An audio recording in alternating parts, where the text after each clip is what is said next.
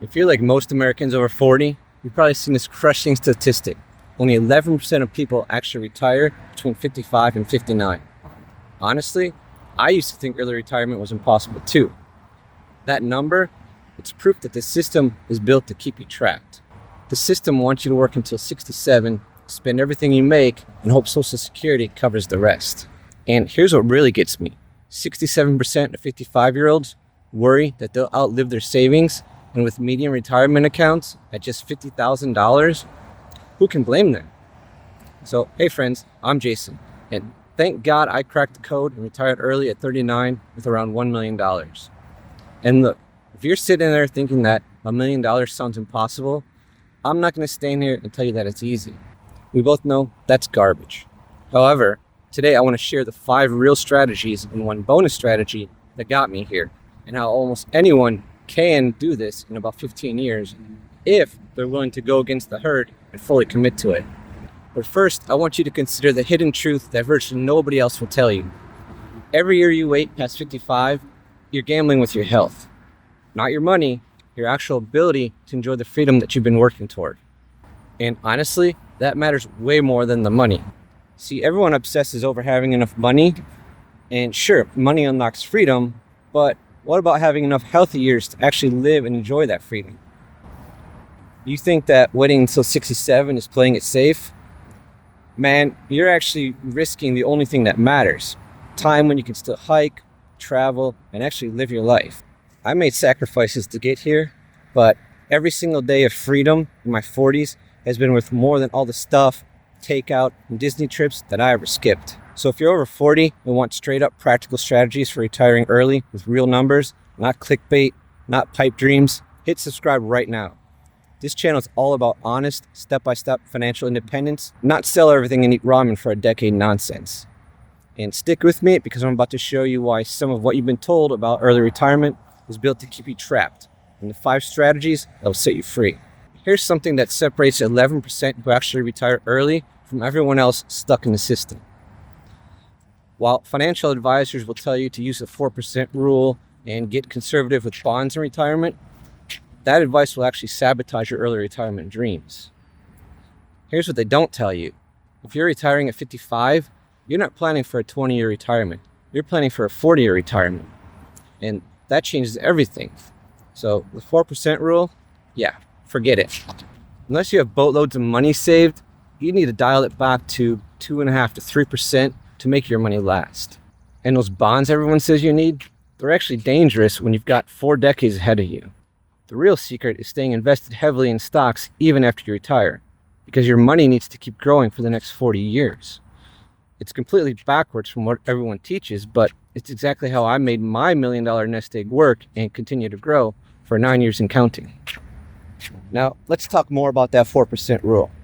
If you built up $1 million by 55, you're not going to blow it all in year 1. Here's the simple math. The 4% rule says you start by taking 4% of your nest egg, that's $40,000 from your 1 million, then you bump that number each year to keep up with inflation. Easy, right? But here's the catch. If you retire early, you could be looking at 40 years of withdrawals, not 20 or 25. That's why most people who retired early recommend dialing it back to 3%, which nets you $30,000 a year. Me, I'm even more cautious. We stick to a 2.5% to 3% withdrawal rate. That way we know the principal can actually last through our 40s, 50s, and beyond. Even with international travel for 4 to 5 months each year, we manage to stay within our budget. And speaking of travel, if you're interested in seeing our travel adventures and a behind-the-scenes look at how we live half the year outside the US, check out our other channel, 40 North Travels. I'll leave a link down below. Imagine a pipeline that drips a reliable income instead of blasting a fire hose straight off the bat. That steady trickle gives you a base budget, groceries, healthcare, the occasional splurge, while the rest of your money stays invested, growing quietly in the background. Now, pause for a second and let that all sink in. The goal is not to be at the mercy of market crashes or running out of cash at 75. You set up a guardrail so your money works for you, not the other way around. That's the foundation. Live off 2.5% to 3%, just for inflation, and let compound interest handle the rest. All right, you've locked in a plan that only sips 2.5% to 3%, so your $1 million engine keeps purring for decades.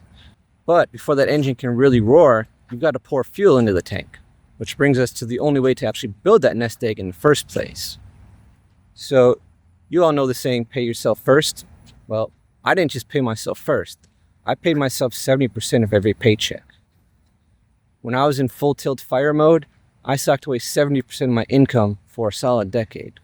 Was it painful? Sometimes. But that discipline is what turns small contributions into real momentum. Here's the magic: compound interest. It's literally your money making money. And if we break it down with real numbers, if you stash $23,500 in your 401k every year, the IRS limit for 2025, and earn a 9% average return, you'll cross the $1 million mark in about 18 years. That's starting from zero and ending up with a 7-figure nest egg simply by showing up and being consistent. But that's just your 401k. If you want to hit $1 million in 15 years or less, you need to do more. You need to also be contributing to your IRA, brokerage account, and paying extra on your mortgage if possible. This is where the sacrifice comes in, and where most people will slide off track. They're not willing to give up gratifications today for much larger gratifications later. Starting early supercharges this effect. Even if you begin with modest amounts in your 30s or 40s, those years of compounding can add hundreds of thousands to your retirement fund. It's like planting an oak. Small acorn today, mighty tree decades later. Here's the takeaway. If you want to hit 7 figures by 55, you need to treat saving like breathing, nonstop and automatic. Automate your contributions, live below your means, and let compound interest do the heavy lifting. All right, once you've been pouring fuel into the tank by saving aggressively, it's time to decide what kind of fuel you're using. You want to blend that packs the biggest punch over the long haul without leaving you stranded. I'm talking about implementing strategic asset allocation. You need to think of your portfolio as a high-performance engine. You wouldn't run low-grade fuel through it, right? Well, for early retirement, that means leaning hard into stocks, not just during the build-up, but well into retirement too. In the accumulation phase, what worked for us was a 90+% in equities to supercharge growth. Why? Because every extra percentage point in stocks can add years to your runway. And when you finally flip the switch into retirement, you don't shift into cruise control at 50% stocks. Instead, you keep 75 to 80% in equities to outpace inflation and sustain your portfolio over 40 plus years. We personally hold over 90% in VTI, the Vanguard Total Stock Market ETF, because it gives you instant diversification across thousands of US companies, big caps, small caps, mid caps, all in one place. Of course, you should always seek the advice of a financial professional, which I am not, before making any investment decisions. Now, I know it can feel counterintuitive to stay so aggressive when you're drawing down. But you have to remember, retiring early isn't a 2-decade race. It's a multi-decade marathon. You want to let your portfolio keep charging ahead long after you cross the starting line. All right, so staying aggressive got your portfolio humming along. But there's another piece of the puzzle that you can't ignore. That's your health coverage and income bridge before Uncle Sam steps in. And this will honestly be the biggest sticking point for most of you. As we all know, when you pull the trigger at 55, you're looking at roughly 12 years before Medicare kicks in, and even longer before full Social Security. And that gap can feel like a minefield, but there are safe paths that you can take. So let's talk about the big elephant in the room, and that's health insurance. We ran the numbers in Cobra continuation, and it's always expensive. Think 100% of premiums plus a fee. Now, luckily, we live in a state with expanded Medicaid. This means that since my modified adjusted gross income is low, I qualified for expanded Medicaid coverage. That means $0 premiums and $0 copays for me. Even if and when the latest work requirements go into effect, my small side hustle and working on this YouTube channel will keep me covered. As a lawful permanent resident, my wife doesn't qualify for Medicaid. So she went on a marketplace plan with full subsidies, making it very affordable for care. And if you don't qualify for Medicaid in your state, consider your spouse's employer plan or a marketplace policy, which often has subsidies that make premiums manageable. The key is keeping your MAGI at whatever number keeps you qualified for coverage or subsidies.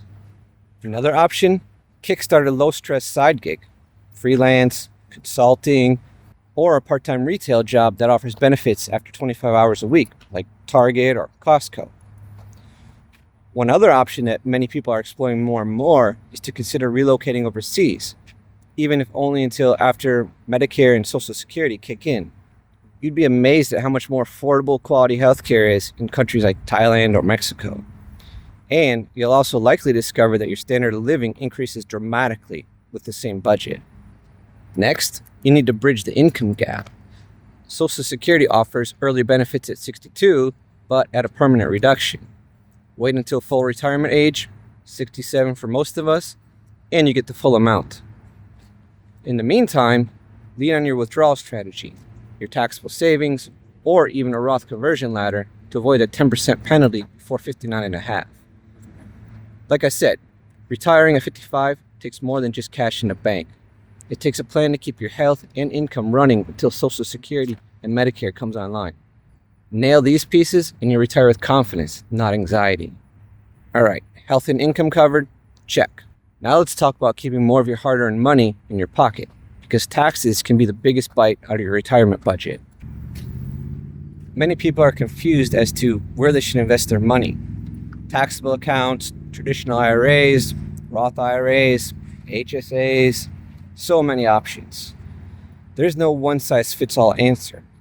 I can tell you that from our experience, it's best to invest in each of them if possible. They all have their advantages and disadvantages. But each one gives you different options. And options are very powerful when you're trying to control your income in retirement. You got your $1 million parked across different buckets, 401k, IRA, Roth, taxable account. But how you pull cash from each one can make or break your plan. As we all know, early retirees face a nasty 10% penalty if you tap traditional retirement accounts before 59 and a half. So here's our playbook. First, build a tax-diversified portfolio. That means having some money in traditional accounts, 401k, IRA, for deductions today. Also, have some money in your Roth accounts for tax-free income later. And of course, some money in your taxable brokerage for penalty-free withdrawals anytime. Next, master the Roth conversion ladder. In lean years, convert just enough of your traditional IRA to fill the next tax bracket. Then wait 5 years, and if you need to, pull that converted amount from your Roth, no penalty and no tax on growth. It's like engineering your own penalty-free income stream. Meanwhile, dip into your taxable account first after retiring. You only pay capital gains rates, not ordinary income rates, and no early withdrawal penalty. And once that's exhausted, that's when you start your Roth conversions and then your traditional accounts, following a proportional withdrawal strategy that smooths out your tax bill year after year. The result? You're not dumping a pile of taxable income into 1 year and spiking your tax bracket. You're smartly pacing your withdrawals so Uncle Sam takes less, letting your $1 million engine run further, longer, and smoother. All right, so now you've got the tax game figured out, but here's the foundation that makes all this work. The thing that most people ignore until it's too late. And look, this might sound basic, but debt is a retirement killer. Every dollar you owe is a dollar that demands payment, whether the market's up or down. And if you're carrying a mortgage, car payments, credit cards, whatever it is, you need higher monthly income just to keep the lights on. And more income means bigger withdrawals from your nest egg, which shrinks your runway fast. That's exactly why I made it my mission to pay off my house in 11 years before I retired. Without doing that, there's no way I could have pulled the plug at 39. I mean, think about it. When you own your home outright, you've just eliminated what's probably the biggest monthly expense. And no mortgage payment means you can live comfortably on way less money. The math is brutal, but it's simple. A retiree with no debt has $2,000 more per month in spending freedom compared to someone who's still making payments. That's $24,000 a year, enough to cover health care, travel, or just peace of mind knowing that you're not bleeding cash to creditors.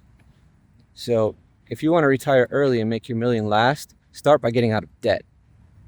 It's not just about the interest you'll save, it's about lowering the bar for what you need to live on. Debt-free means freedom. And freedom means you can actually enjoy retirement instead of worrying about making payments. Look, I'm not going to stand here and tell you that retiring at 55 with $1 million is a cakewalk. The stats don't lie. Only 11% of people actually retire between 55 and 59. And honestly, I get why. It takes discipline that most people aren't willing to embrace. You've got to save 50 to 70% of your income for years. Stick to a 2.5 to 3% withdrawal rate instead of the flashy 4% that everyone talks about. And make sacrifices that'll have your friends thinking that you've lost your mind. But here's what I've learned after 9 years of early retirement. Every single sacrifice, it was so worth it. Every takeout meal I skipped, every vacation I postponed, every new car I didn't buy, it all added up to something way bigger than money. It gave me time when I'm still healthy enough to enjoy it. The key isn't just hitting that $1 million mark. It's understanding that compound interest is your secret weapon. Starting early in your 30s or 40s can still get you there. The math is simple. The earlier you start, the less you have to save each month because time does the heavy lifting for you. And listen, you don't need to copy my exact playbook. Maybe you can't save 70% like I did for a decade. But if you can manage 25 or 30%, you're already ahead of most Americans who save less than 10%. The point is to start somewhere and let compound interest work its magic. The biggest mistake that people make, it's waiting for the perfect time. Well, there is no perfect time. There's only now. Because every year you wait, you're not just losing a year of saving, you're losing years of compound growth that could have been working for you. So here's my challenge. Pick one thing from today's video and start this week. Automate an extra $200 in your 401k, open a taxable investment account, pay an extra $100 towards your mortgage, whatever it is, just start. Because the path to retiring 55 isn't about making one massive change. It's about making small, consistent moves that compound over time. Like I said earlier, the system wants you to work until 67.